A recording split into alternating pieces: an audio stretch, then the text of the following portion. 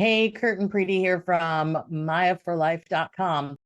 Kurt, it is August 4th, and about 2.5 million American students are headed to their first year in college, which means that somewhere between 2.5 and 5 million parents are in tears, excited, in dread. I don't know. It's seeing their therapist for an extra session this week. Your boys aren't quite there yet. But I think the biggest topics on parents' minds and concerns include sex and drugs and alcohol and navigating life as an adult for the first time.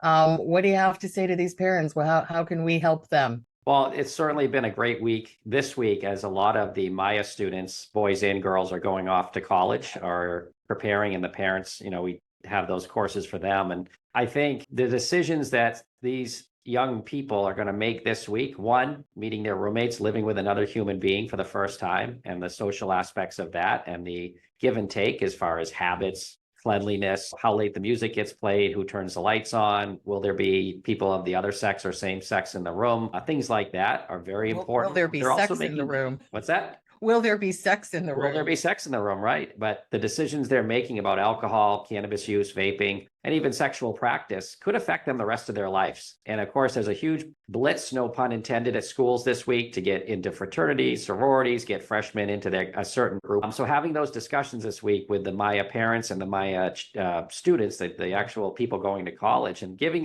letting them know it's okay to set their boundaries, whether they choose to drink, how much they choose to drink, whether they use cannabis, whether they don't. They'll probably be within their dorm or wherever they're set up, people that are running out to their first frat party and their red Solo cup that night on day one. There'll be others that ease into it. And the social pressures that come to know that, that's an external validation. And it's very okay to decide a certain pattern. I'm going to wait and see. I'm not going to drink. Maybe I'll go socialize, and that it isn't a negative thing if someone else chooses a different path. So they can choose one way, one drink a week, no drinks, going to go out only on Fridays. But if their roommates and people that they're trying to bond with decide to go every night and drink and party or not, it's okay, right? Whatever your answer is right for you. And it's not about being externally validated by being in a clique that always goes to the frat party or the sorority or goes out to the local bar that, lets underage kids in. And making those decisions and knowing your boundaries, because that's the only person you can work on. You can't change your roommates. You won't be able to change their habits. You can have open discussions about what's expected or what you'd like and how you want to proceed, but that it's okay if, say, you're in a room of 4 and 2 people tend to be, quote, partiers and you don't want to drink, or vice versa, that their decisions are completely internal and support their beliefs.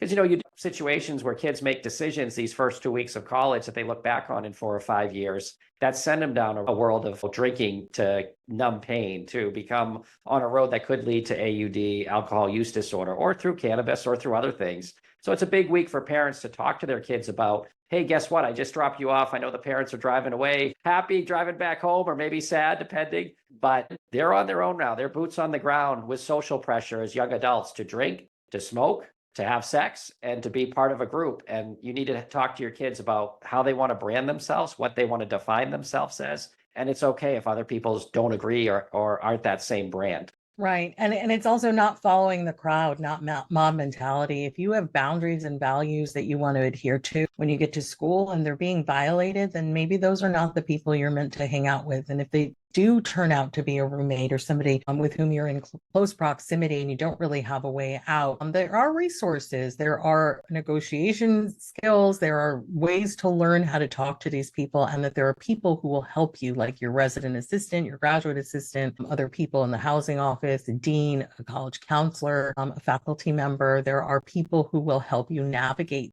And the parents from Maya and our students, we've been having these conversations for quite some time now. And a lot of our parents start this conversation well in advance of school. And of course, at Maya, our program does focus on maladaptive coping strategies. Are you using food or shopping or sex or drugs or alcohol to make yourself feel good, to fit in, to be popular, to numb your pain? Or are you developing healthy coping strategies? And our kids and our parents have made a decision and a vow to develop those healthy coping strategies, and they take that with them to school. So rest assured there are ways for you to deal with this, even if you haven't been a Maya student and a Maya parent. Kurt, what would you say if you haven't necessarily gone in and had these in-depth conversations with your kids up till this point? Is there still hope? Can you still get through to them? What would you say to those parents who are maybe panicking that they haven't done enough? Well, as we've learned from our own feedback at Maya, it's never too late. And so if you're assuming your son or daughter who is adulting for the first time is an infant adult, yes, you're paying the bills or helping with the loans and they're getting fed by a third party, make sure there's food, but they're kind of adulting. And so if you think that they're okay because they were living at home and you kind of talked to them or said, don't drink and drive or don't party, you need to have a discussion about the massive change when you're not there. They're sleeping in a new bedroom with three new people in different rooms, whatever, and the pressure to be socially accepted, right? And that generally includes alcohol. And if you role modeled alcohol for them as a parent on how you handled stress or how you handle difficulties, that's all they know to cope until you talk to them. So what do you think they're going to do the first 2 weeks of college if it goes a little rough and there's a few bumps and bruises along the way? I know I'm going to go to that party tonight and have a couple of drinks because that's what I saw my parents who I love and trust do. So certainly have the conversation. It's better to have the conversation now on the phone, even if you have to, or FaceTime, than not have it at all and look back and say, boy, I wish I caught something early in that college career, because now we're dealing with a more serious problem, whether it's alcohol, drugs, or other addictions. Eating, it's like the freshman 15, talk about that. Food is often used. A lot of people who don't drink and don't want to do cannabis, they'll put on a lot of weight because, there's got to be a release to handle that stress. So like that's a call and a conversation you should have. It's not too late. And we also know that they're leaving the nest for the first time. So if you haven't had these in-depth conversations, it is okay to do that now in the days leading up to dropping them off at school, because they're not going to have the same safety nets. And that's actually your entree into opening up this conversation with your son or daughter, is to say, hey, the rules have been a little bit different at home. I knew where you were. I knew your friends' parents. I was able to be there for you. We had agreements about this. You're off in the world now, and you have to be your own safe place. And you're ready for this. I trust you with this. You are absolutely ready for this. But here's what this could look like, and here's how I would navigate it. And you can put yourself in their shoes and empathize with them and try to sort of role play a little bit about, what would it be like to say no to a drink or a drug, or even to say no to a party, to decide to stay at home and do your studying, or stay at home and watch a movie with some new friends. Like, these are all viable options. FOMO is where so many of us, including myself, got into trouble. I didn't want to miss out on anything. The idea of other people having fun without me was really, really painful for me in my 18-year-old brain. I didn't really understand that it was in my better interest to do things that would build me and lift me, instead of to do things that will temporarily solve my problem of loneliness. And one of the biggest things that we're tasking our kids with when we send them off to school is for them to actually know how to meet their own needs. And we talk about HALT with our students. HALT: hungry, angry, lonely, tired. If you're feeling off, if they're feeling like there's something wrong, and maybe they're like, oh, FOMO, maybe I want to like hang out, maybe I want to go out and drink and rage a little bit, it's probably not that. Are you hungry? Have you eaten today? Have you eaten something nourishing, or have you just had some sugar? Are you angry? Like, did something happen? Are you feeling a little bit alienated? Are you feeling a little uncomfortable in your own skin? Totally normal, because you're out doing something that you've never done before, and it's going to take a little bit for your body and your brain to adapt. Are you lonely? Do you miss home? Totally okay and normal to miss home. No shame in that whatsoever. And there are ways that we can deal with that. There are, we have FaceTime now, we have Zoom, we have video chat, we have so many ways that we can connect with one another. But reaching out and saying, I'm lonely, is not a shameful thing. And we need to tell our kids that. And then, are you tired? Are you burning the candle at both ends? Were you at that frat party until 2 o'clock in the morning and had to go to class at 8 a.m. the next day? Probably. And it might be that you're going to make some mistakes along the way to learn that these are not things that are going to ultimately serve you. You want your kids to be able to go out and make their mistakes, but you want to make sure that they're safe. And I think acknowledging that they're not always going to make the right decision, but that they can self-correct, and that they can come and talk to you about anything, even if it's not their proudest moment. Keep those lines of dialogue open. It's the probably the best and most efficient safety net that you could have while they're away from you, is that they know they can come to you with anything and not feel shame and not be afraid. And that's part of living in their reality. Parents get caught up, as we've seen, talking to them that, oh, no, I've given the talk, I've done this. They know. And it's like, in your reality, you want to know to everything, right? Sex, drugs, rock and roll, drinking, staying up late. Like, but that's not their reality. The second day they're there, when 3 or 4 kids are running through the dorm saying, big party at Tridel tonight. Who's going? Everybody's going. It's going to be crazy. It's going to be sick. It's going to be awesome. If you don't go and you're not part of that group, then you're not part of that and you're not with them. And that's social pressure. And so you're talking to them about that and defining who they want to be. And it's okay to say, no, I'm good tonight. And it's okay. And you're not an outcast. Certainly that's their reality every night that first week as frats and sororities. I'm not picking on those organizations, but that's their reality the first 2 weeks. Groups put hard pressure on kids to join, and a lot of that includes the carrot, if you call it, of drinking or whatever. Talking to your kids about that wave that's about to come at them in the first 2 weeks, and it's okay to pick and choose what they choose to do. I'm not saying abstinence, no pun intended, on everything,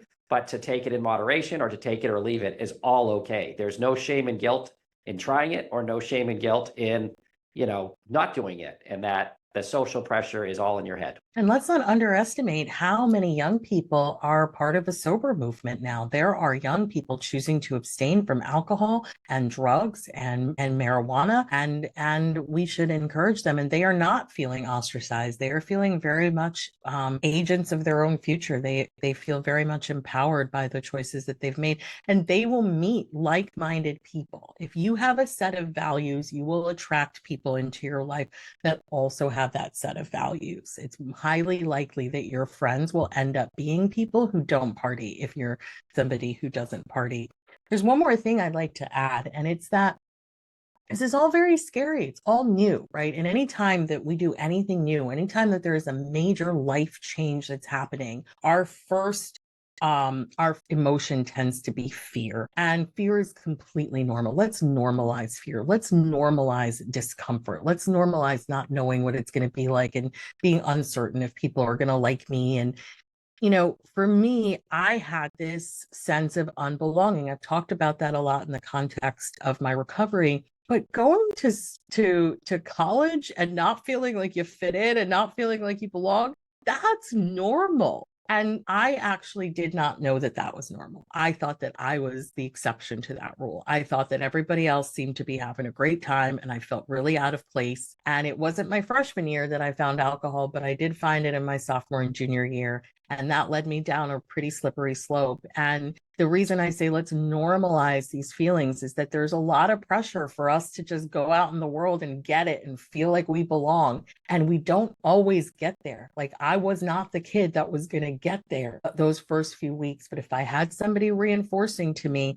that it was totally okay to not feel okay, I think eventually I would have figured it out and would have found my tribe. We want our kids to have a good time in school. We want them to feel like they've made it. They've worked so hard these last 4 years to get there, and we want them to be able to celebrate it and own that. But at the same time, it's okay if it doesn't feel good. I promise you it will feel good. Just hold on, pain ends, right? Hold on, freshman year will get better. It's not necessarily going to always feel right, but it will get right, and you'll figure it out.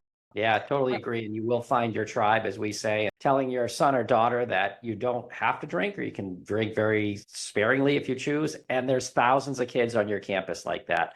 And certainly the legalization movement with Cali Sober, or people just using cannabis. The good news is alcohol seems to be on the decline, as they said, it's a long con. John Mayer's famous line. There's a generation coming up that is not believing in alcohol, which is great. But again, cannabis use has its own issues as well to look at in college. Let them know their tribe is there. Sporadic drinking, no drinking, whatever the decision is, there are like-minded people. You will not be alone. You will not be isolated and never asked to a party again and left alone. There's athletes, right? There's nerds. There's like the whole Breakfast Club right in front of you. So you'll find your tribe. Yep. Yep. All right, Kurt. So where can they find more information on Maya? Maybe they have some siblings at home. We haven't gone to school yet that we can. They're like, oh my God, we got to get our junior talking to these people. Maya for Life, Maya, the number 4 life.com. And we have adult courses as well as teen and tween courses that deal with self-confidence, self-esteem, and all the challenges they face in their world, starting their adulting, as we like to say. That's right. Thanks so much for joining us. We're so excited. Galatians, the class of 2028. We couldn't be more proud of you. It's okay to not be okay. You're going to be just fine eventually.